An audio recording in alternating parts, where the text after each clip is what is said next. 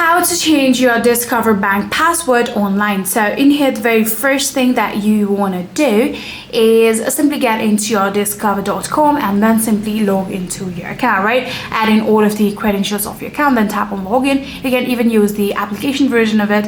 Either way, you'll need to log into your account.